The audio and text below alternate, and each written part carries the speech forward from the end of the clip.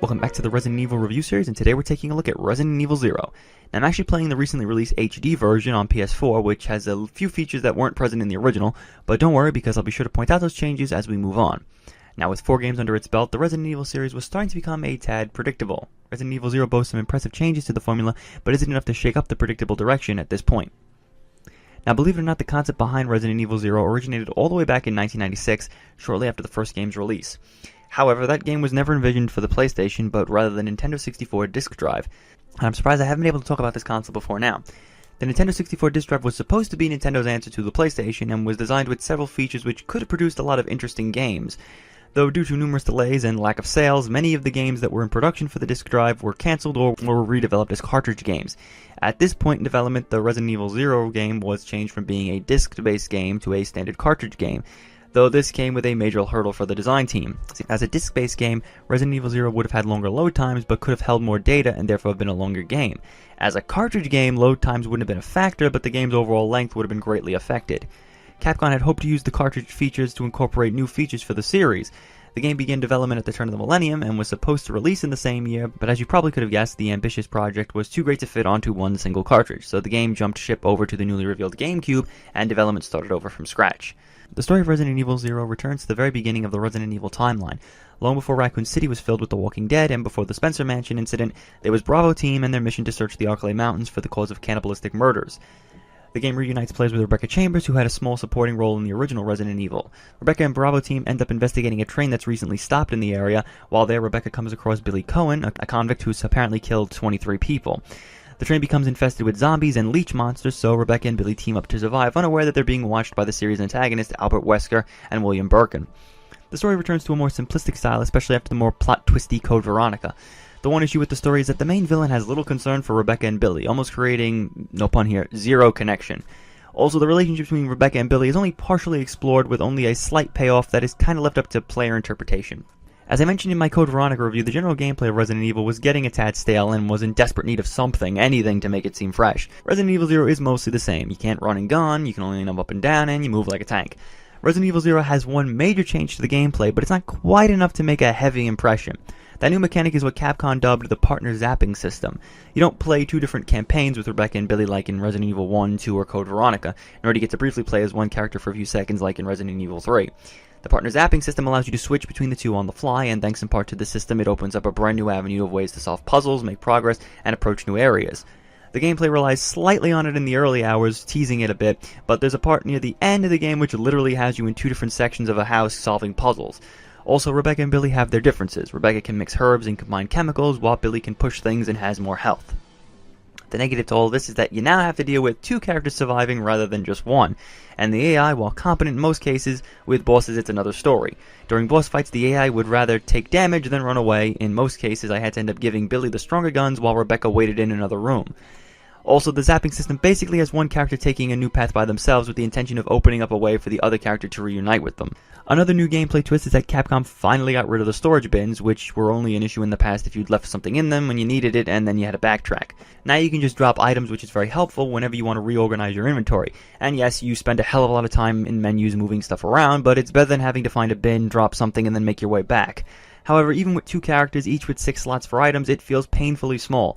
This is mostly due to the fact that in the first hour, you gain access to weapons that take up 2 slots, which brings this whole thing down to 4 slots, 1 for the handgun and its bullets, so now you're at 2 slots. And you basically play what can I drop and swap for the remainder of the game. Also, early on, you get the grapple gun, which allows you to reach a higher ledge, but it takes up 2 slots. I gave this to Rebecca since I wasn't sure when I was ever going to need it again, and I let her keep it, which greatly crippled her inventory for almost half the game. Even when I tried to drop it in a room for later, I was never really sure when it would come in handy or when I would randomly need it, so I always kept it. But they should have left each character with 8 slots just to make it a tad more easy to micromanage everything. The enemies are pretty standard. You get your zombies and hunters like in past games. Thankfully, the dogs are only an issue in one area, and thank God since there are worse things to find here. The game introduces leech monsters that can take multiple hits and then explode, and they have quite a reach with their attacks. And again, Capcom left out that handy dodge ability way back from Resident Evil 3. And then there are the zombie frogs, which are really cheap. They grab you with their tongue and they reel you in to eat you. If you're by yourself, you are screwed. But even when your partner's there, you better hope they have a strong gun and good common sense, since you cannot switch to the other character once the frogs got hold of you. Your fate is quite literally in the AI's hand at this point. The bosses are back in full force here. There's a giant scorpion, a giant centipede, a giant bat, and there's even some fights against Tyrant. The bat fight, though, needs to be addressed. Resident Evil's strong suit when it comes to boss fights has always been using a strong gun, then don't aim. Just wait for the boss to get close enough and blast them. Use a grenade launcher or a shotgun to basically guarantee you're going to win. While the bat, as you probably could have guessed, flies, and aiming in Resident Evil is the last thing you ever want to do. It's easy at first since you can just wait for him to dive in and hit him with the shotgun or grenade launcher, but then he summons like mini bats and then the auto aim just goes nuts. The mini bats and man bat here just go to town on your ass. It's so frustrating, and I guess Capcom realized this since they literally put a save point in the very next room. Also, the final boss needs to be brought up since it's probably the easiest final boss in the series thus far. The final boss has two forms, with the first one being a simple blast it until you kill it kind of deal, and the second is a time-based fight where you have to distract the boss while your partner turns on some switches. The first fight can be a nightmare since you have your AI partner who will always get picked up and take loads of damage. If you don't have enough amount of herbs and sprays, you're done for. And I honestly don't think you can leave your partner in the other room for this fight. The second part here is a real joke since the goal here isn't to hurt the boss but to just buy time. You can handle this fight with just a pistol and no herbs. It's that simple. The earlier parts of the game seem considerably harder in retrospect after this fight. In regards to those new features on PS4, there's not much in terms of new content, but what's here essentially is meant to update the game for modern players. You have the ability to change the screen format from wide to full, and you have the ability to change the controls from the original tank-like controls or a revised normal control scheme. I played with the revised controls, though it's not a perfect fix as the original controls mesh better with those sudden camera swaps. The revised controls sometimes make you randomly fidget and move during camera shifts. The only real new content here is Wesker mode, which basically has you playing the campaign as Wesker and Rebecca rather than Billy. It's essentially the same game, though nothing really has changed. There's no new story elements or cutscenes, but as Wesker, you get to use a few of his special abilities, which I guess is a nice perk. The Leech Hunter mode also returns from the original, which has you killing leeches to gain special unlockable bonuses.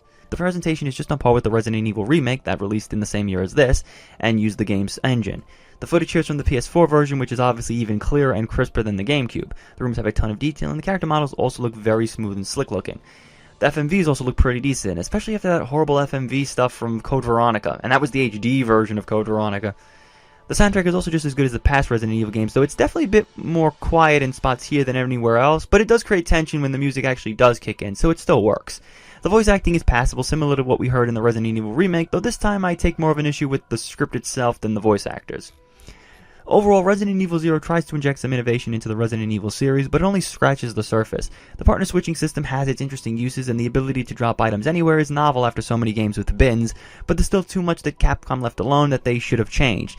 Tank controls and bad aiming still sour the experience from time to time, and after 4 games and years of development, as a fan, you kinda get the feeling that some of this stuff should have been updated by this point. Resident Evil 0 is worth a look, as I say it's on par with the Resident Evil remake in terms of its quality. Now, Resident Evil 0 marked a very important point in the Resident Evil series, one that at the time no one knew. Resident Evil 0 would turn out to be the very last true survival horror game in the series. Yes, Capcom kept labeling the future Resident Evil games as survival horror, but after this, Resident Evil went through quite a transformation that made it become something else entirely. And we'll take a look at that game next time when we look at Resident Evil 4. Thanks for watching.